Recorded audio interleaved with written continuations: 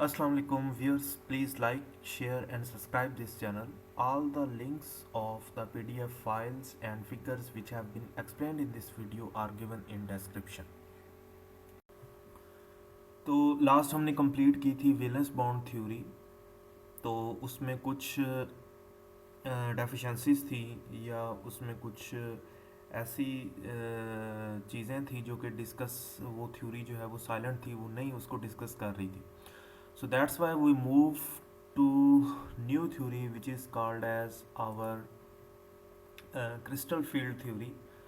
So इसके बारे में अगर हम देखें कि crystal field theory जो है वो it is based on very different concept than that of Valence bond theory. Valence bond theory में ये concept है कि जो metal के orbitals हैं और ligand के orbitals हैं वो आपस में overlap होते हैं और वहाँ पर covalent bonding होती है। लेकिन क्रिस्टल फील्ड थ्योरी टोटली इस इफ़ेक्ट को या इस फैक्ट को निगलेक्ट करती है। क्रिस्टल फील्ड थ्योरी कहती है कि there is no covalent bonding between metal and ligand. Actually there is ionic bonding between metal and ligand. Metal is always positive or try to remain positive, whereas the ligand is always negative or try to remain negative. So positive charge attract with negative charge, and in this way both metal and ligands are jointed together. यहाँ पर अब ये question होगा, आप कहेंगे कि बहुत सारे न्यूट्रल लिगेंड हैं तो वो कैसे मेटल के साथ अट्रैक्ट होंगे, या बहुत सारे लिगेंड्स ऐसे हैं जिन पर इवन पॉजिटिव चार्ज है, बहुत सारे तो नहीं थोड़े, तो how they will interact with the metal. तो उसका जो हम एक्सप्लेनेशन देते हैं वो ये देते हैं कि if there is a neutral और positively charge ligand then every ligand has at least one atom which is quite electronegative as compared to the metal. So that electronegative character imparts partial negative charge on the ligand, although it is overall neutral or either it is overall positive. तो अगर ligand के ऊपर कोई neutral है या ligand जो है वो आपका नेगेटिवली चार्ज भी है तो फिर तो प्रॉब्लम नहीं है, लेकिन अगर पॉजिटिवली चार्ज हो तो फिर प्रॉब्लम। तो in case of positively charge ligand हम ये कहेंगे कि जो लिगेंड में सेंट्रल एक एटम होता है जो कि मेटल के साथ अटैच होगा, दैट इज़ ऑलवेज इलेक्ट्रोनेगेटिव। तो इस तरह जो वेलेंस बॉन्ड थ्योरी में हमने जो कॉन्सेप्ट जो है वो पढ़ा है कोवलेंट बॉन्डिंग का, वो इस थ्योरी में नहीं है, इसमें आयनिक बॉन्डिंग है, and that's why we name it as crystal field theory. Crystal जो है वो आयनिक कंपाउंड्स की होती है, तो इसीलिए हम इस थ्योरी को क्रिस्टल फील्ड थ्योरी कहते हैं। और इसका सबसे जो मेन पॉस्टुलेट है वो यही है कि मेटल और लिगेंड के दरमियान जो बॉन्डिंग होती है वो आयनिक होती है। There is no overlapping of orbitals. Yes, there are orbitals, like metal has orbitals and ligands has orbitals, but both metal and ligand they act as point charges. Metal act as positive point charge whereas ligand act as negative point charge. Both attract each other, so both touch each other, but their orbitals not overlap like that in case of valence bond theory. तो अब इस theory का जो next यहाँ पर इसका जो important postulate है वो ये है कि इस थ्योरी को रिकॉग्नाइज करने में बहुत ज़्यादा टाइम लग गया। It was given by Bethe and Van Vleck in 1930, but problem was that कि उस वक्त इसको इतनी जो है वो कोई एक्सेप्टेंस नहीं मिली इस थ्योरी को। लेकिन with the passage of time इस थ्योरी ने अपनी जगह बनाई है और साइंटिस्ट ने बिलीव किया है कि yes this theory has some features which is not explained by any previous theory. So that's why we name it as crystal field theory and that's why it is important. यार ये जो diagram है ये मैंने आपको समझानी है, लेकिन इसको समझाने से पहले हम एक एनालॉजी जो है वो उसको डिस्कस करेंगे। एनालॉजी टर्म का मतलब ये होता है कि हमने कोई भी एक कम्प्लेक्स साइंटिफिक फिनोमेना जो होता है उसको सिंपल लैंग्वेज में एक्सप्लेन करना है और फिर उसके अकॉर्डिंग जो है वो हम कोई साइंटिफिक कॉम्प्लेक्स जो फिनोमेना है उसको एक्सप्लेन करते हैं। So this is what we call it as analogy. तो this theory is mainly based on an analogy, और वो जो एनालॉजी है वो इस डायग्राम में दी गई है, ठीक है। ये जो फिगर 2.9 है, this this figure is actually the showing the main analogy of this theory। तो अगर आप देखें कि ये जो पहला है यहाँ पर, ये स्पॉन्ज बॉल है, ठीक है। स्पॉन्ज कहते हैं, आपने फोम देखा होगा, फोम का जो पीस होता है, it is just like a sponge, जिसको अगर आप प्रेशर अप्लाई करें तो वो दब जाता है। So this is that sponge ball, और according to crystal field theory जो मेटल आयन है वो इस स्पॉन्ज बॉल की तरह है। अगर इस पर हम प्रेशर लगाएंगे तो ये दब जाएगा। So here in this second diagram we see that कि इस पर स्पॉन्ज बॉल पर चारों तरफ से जो है वो प्रेशर लग रहा है, हर साइड से प्रेशर लग रहा है। तो लेकिन अगर आप देखेंगे कि कुछ गैप्स भी हैं जहाँ पर प्रेशर जो है वो नहीं है। एंड थर्ड डायग्राम में अगर आप देखें, इसको ज़रा और एक्सप्लेन किया गया, तो ये था वो sphere, now it has change into this shape. तो अगर आप देखेंगे जहाँ पर फोर्स लग रही है वो साइड जो है वो अंदर की तरफ चली गई है, और इस फोर्स को बैलेंस करने के लिए जो साइडों से है ये बाहर निकल आया वो फोम का पीस। तो this is what crystal field theory is all about, ठीक है। वो ये थ्योरी कहती है कि मेटल जो है वो सेंट्रल मेटल एटम और आयन जो है वो एक स्पॉन्ज की बॉल की तरह है। इस पर पॉजिटिव चार्ज होगा तो लिगेंड्स जो हैं वो इसकी चारों तरफ आएंगे अट्रैक्शन की वजह से। जब ये लिगेंड आएंगे तो लिगेंड जो है वो इस स्पॉन्ज बॉल पर फोर्स डालेंगे। तो फोर्स जब हम डालेंगे तो देखेंगे कि दो टाइप के रीजन्स जो हैं वो बन जाएंगे। ये वाले जो रीजन्स हैं जहाँ पर बहुत ज़्यादा फोर्स अप्लाई हो रही है, इनको हम कहेंगे हाई एनर्जी रीजन्स। और ये वाले जो जहाँ पर इतनी ज़्यादा फोर्स नहीं है, जो सारा स्ट्रेन है वो यहाँ पर जा रहा है, स्ट्रेस यहाँ पर आ रहा है, स्ट्रेन यहाँ पर आ रहा है, रिलैक्सेशन यहाँ पर हो रही है, तो these are the low energy regions of that ball और सफियर और मेटल एटम और आइन। नो थर्ड टाइम मैं इसको अब इस तरह एक्सप्लेन करूँगा कि आप कंसिडर करें कि ये मेटल के जो हैं वो ऑर्बिटल्स हैं विच आर स्फेरिकली सिमेट्रिकल। इन ऑर्बिटल्स पर जब फोर्स लगती है तो ये ऑर्बिटल्स जो हैं वो दो तरह के ऑर्बिटल्स में चेंज हो जाते हैं। ये वाले जो ऑर्बिटल्स हैं these will be high energy orbitals जहाँ पर डायरेक्ट फोर्स लग रही है, और ये वाले ऑर्बिटल जो हैं वो होंगे जिन पर लेस फोर्स लग रही है, और and these will be in low in energy. इसको अब एक और तरह से हम लेते हैं कि ये वो मेटल के डी ऑर्बिटल्स हैं, ठीक है।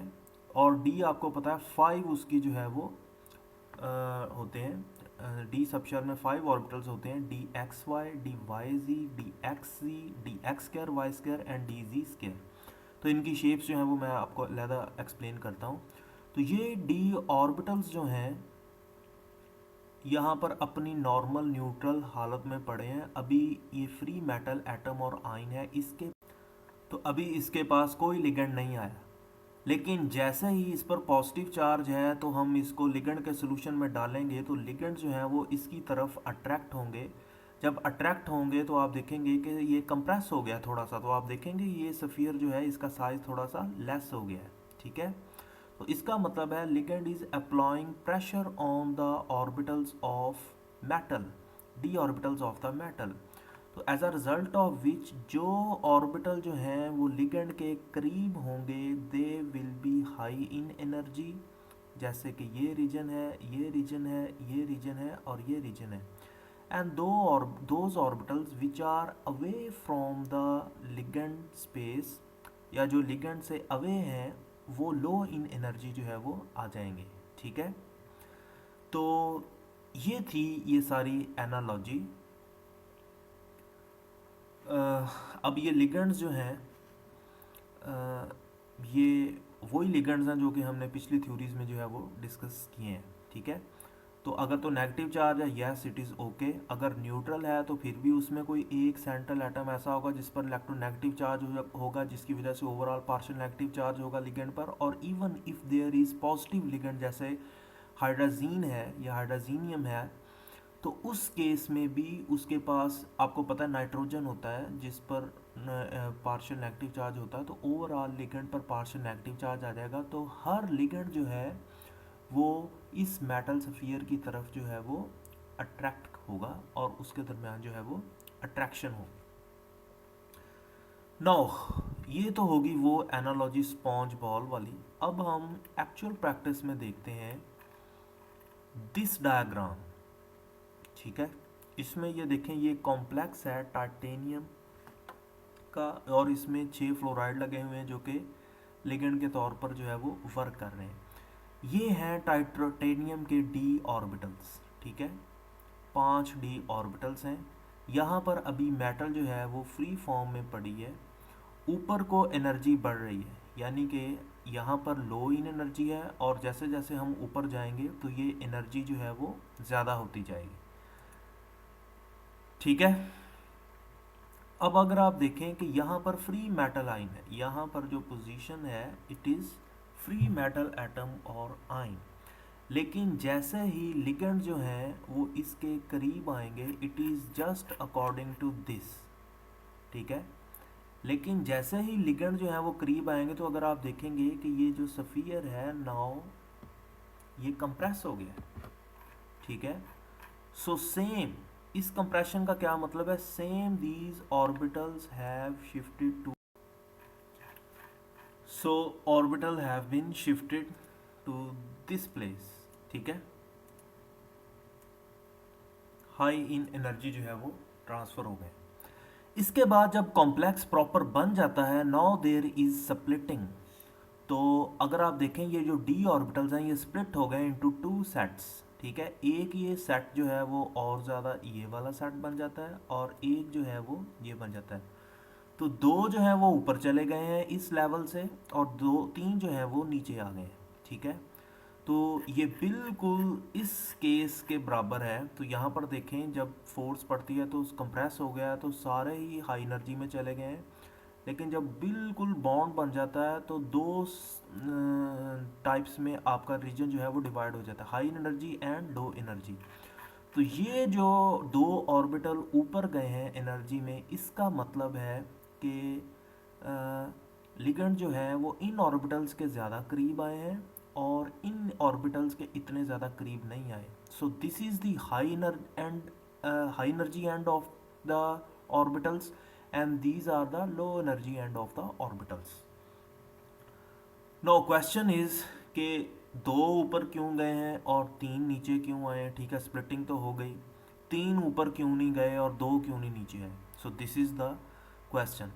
सिमिलरली यहाँ पर 5 ऑर्बिटल हैं, D x Y, D Y Z, D X Z, D x square Y square and D ji square. तो इसका क्या मीनिंग है, तो यस इसी मीनिंग में इसका आंसर है कि 2 जो है वो ऊपर क्यों गए हैं और 3 जो है वो नीचे स्प्लिट अप क्यों हुए हैं, ठीक है। सो इसको समझने के लिए we have to actually understand the basic shape और geometry of the d orbital. तो जैसे ज्योमेट्री होती है कॉम्प्लेक्सेस की, ऐसे हर ऑर्बिटल की भी जो है वो ज्योमेट्री होती है। तो अगर आपको मैं ये दिखाऊं, so this is the diagram. तो ये 5 डी ऑर्बिटल्स हैं, D x square Y square, d ji square, d x Y, D Y z and D x z, ठीक है। ये 5 ऑर्बिटल्स हैं। सॉरी, अगर आप यहाँ पर देखें तो यहाँ पर आपको बिल्कुल ये एक जैसे लगते हैं, लेकिन दीज आर क्वाइट डिफरेंट, ठीक है। अब देखें सबसे ज़्यादा इनमें से जो डिफरेंट है वो डी जी स्क्र है। अनदर थिंग इज कि each D orbital has 4 lobes. अगर आप देख रहे हैं कि सारे जो है वो एक जैसे हैं, ये 3 तो बिल्कुल एक जैसे हैं, D x Y, D Y z and D x z, और इन तीनों का बिल्कुल एक जैसे हैं और इन सब की लोब्स जो है वो 4 हैं, ठीक है। D x square Y square जो है ये थोड़ा सा यहाँ D x square Y square थोड़ा सा ट्विस्टेड है। अगर आप देखें ना कि ये इन बिटवीन द एक्सिस है, ठीक है, लेकिन ये एग्जैक्टली एक्सिस के ऊपर है।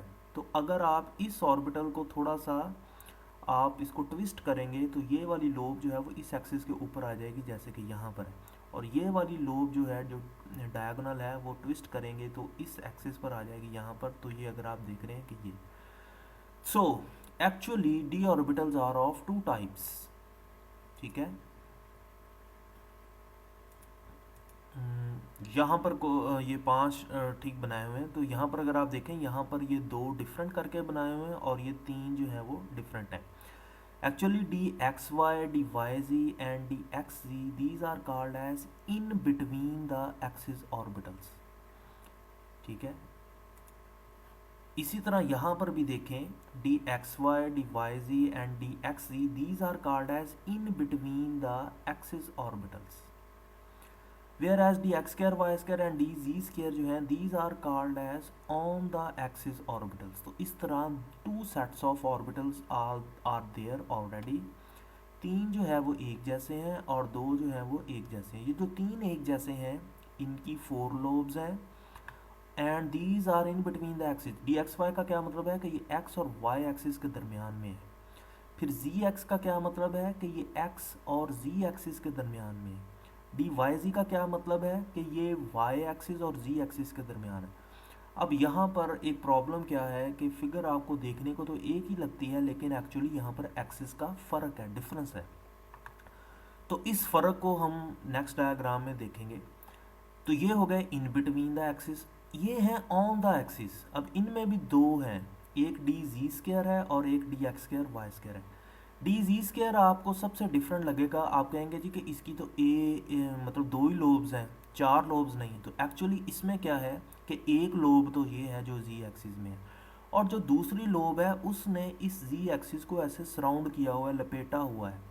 तो 4 लोब्स हैं, तो 2 लोब्स तो एक्सिस के ऊपर हैं और दूसरी 2 लोब्स ने इसको सराउंड किया हुआ है। So that is why it is called as D Z square, के जी के ऊपर है। लेकिन यहाँ पर देखें तो यहाँ पर ये एक्स स्क्वायर वाई स्क्वायर, देखें ना, ये positive x, negative x, x square. इसी तरह ये जो है ये है वाई स्क्वायर, ठीक है। तो ये जी नहीं समझना इधर, ये जी नहीं है, ये जी जो है वो इसका है, ठीक है। ये आपने वाई एक्सिस का समझना है। तो अगर आप देखें कि ये दोनों लोब्स वाई के ऊपर हैं तो वाई स्क्वायर, ये दोनों लोब्स जो हैं वो एक्स के ऊपर हैं तो एक्स स्क्वायर। इसको हम डी जी स्क्वायर क्यों कहते हैं कि ये 2 लोब तो जी एक्सिस के ऊपर हैं, तो एक जो है वो lobe 2। Now this diagram is better, D Z square, D X square, Y square, और इसमें भी इन बिटवीन द एक्सिस है। ये उससे भी ज़्यादा बेटर है क्योंकि इसमें हमें ज़्यादा कुछ क्लियर इन्फॉर्मेशन हो रही है। लेकिन सबसे जो आपको बेटर एक्सप्लेनेशन होगी वो इस डायग्राम में होगी, ठीक है। अगर आप इस डायग्राम में देखें तो ये देखें, ये हैं on the axis ligands orbitals, और ये ऑर्बिटल्स जो हैं वो किसके हैं, ये सारे डी ऑर्बिटल्स हैं मेटल के, और ये हैं इन बिटवीन द एक्सिस ऑर्बिटल्स, ठीक है। तो पहले हम डी जी स्क्वायर को देखते हैं। तो अगर आप देखें ये एक लोब है जी एक्सिस के ऊपर और दूसरी लोब ने उसको सराउंड किया हुआ है, that's why it is called as D Z square. अब है ये D X square Y square. तो अगर आप देखें कि ये एक्स जा रहा है, ये एक्स, तो एक्स स्क्वायर दोनों लोब्स हो गई, और ये वाई के ऊपर है तो Y square, D X square and Y square. तो इसीलिए ये, अब ये एग्जैक्टली लोब्स एक्सिस के ऊपर हैं तो इसको भी हम कहते हैं ऑन द एक्सिस ऑर्बिटल, और इस तरह डी जी स्क्वायर को भी हम कहेंगे क्योंकि एक ये जी है और एक ने लपेटा हुआ है, तो इसको भी हम कहेंगे कि this is on the axis. अब इन बिटवीन द एक्सिस क्या है, ये अगर आप देखें तो ये हमारा एक्स एक्सिस है, ये वाई है और ये जी है। तो वाई जी का क्या मतलब है, in between the Z and Y. अब अगर आप देखें ये वाई प्लेन है और ये जी है, तो एक्स के ऊपर बिल्कुल नहीं है। एक्स देखें बोर्ड की प्लेन के या स्क्रीन की प्लेन के अंदर बाहर है, ठीक है, तो वहाँ पर कुछ कोई चीज़ नहीं है। वाई और जी के एक्सिस के इन बिटवीन है, so this is called as d Y z, और ये है डी एक्स जी, ठीक है। अगर आप इसी को अगर आप रोटेट कर दें एट 90 एंगल पर तो ये चीज़ बन जाएगी। अब इसमें देखें क्या है कि एक तो जी एक्सिस के दरमियान में है, ठीक है, लोब, और एक जो है वो बोर्ड की प्लेन के अंदर बाहर है। तो ये अगर आप रोटेट कर दें so this will be d x z, तो in between the x and z, और ये है एक्स वाई। तो अगर आप देखें कि इसी को अगर आप नीचे ऐसे थोड़ा सा इसको टिल्ट कर दें नीचे की साइड को 90 के एंगल पर, तो ये शेप जो है वो बन जाएगी। इसको हम कहते हैं D x Y. So this is in between the x and Y axis, so that is called as dxy. This is in between the x and z axis, this is called as dxz, और या dzx भी कह सकते हैं। और ये है dyz, it is actually in between the y and z axis. पर ये अगर आप बना लें इसको, तो आप इस तरह करें कि इनको अंडरस्टैंडिंग इनकी करने के लिए, ये तो बड़ा इजी है, D ji square and D x square Y square. इनकी अंडरस्टैंडिंग के लिए आप इसको रेफरेंस लें, ठीक है। इसको जब आप टिल्ट करें 90 एंगल पर तो ये चीज़ बन जाएगी, ठीक है। और अगर इसको आप नीचे की साइड पर टिल्ट करें 90 एंगल पर तो ये चीज़ जो है वो बन जाएगी। So that's why these orbitals are called as in between the axis orbitals and these orbitals are called as on the axis orbitals. Now what does it mean here in this diagram? तो इसका मतलब है कि ये है D x square Y square और ये है डी जी स्क्र। दोनों में से कोई भी आप नेम दे सकते हैं, लेकिन ये या तो D x square Y square है और ये है डी जी स्क्र।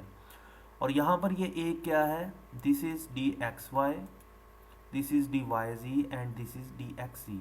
तो जो in between the axis orbital हैं वो थोड़े सी उनमें वो नीचे हैं एनर्जी में, और ये जो D x square Y square और जी स्क्र है these are quite high in energy. तो अब क्यों है ऐसा कि ये हाई एनर्जी पे ऑन द एक्सिस ऑर्बिटल्स क्यों गए हैं और इन बिटवीन द एक्सिस जो ऑर्बिटल्स हैं वो लो एनर्जी में क्यों गए हैं, that I will tell you in the next lecture. तो बहरहाल मैं आपको फिर जो है वो एक समराइज कर देता हूँ। क्रिस्टल फील्ड थ्योरी जो है ये बैथ एंड वैन व्लैक ने प्रेजेंट की थी। इसके according there is no overlapping of orbitals, कोई कोवलेंट बॉन्ड नहीं बनता, आयनिक बॉन्ड बनता है बिटवीन मेटल एंड लिगेंड।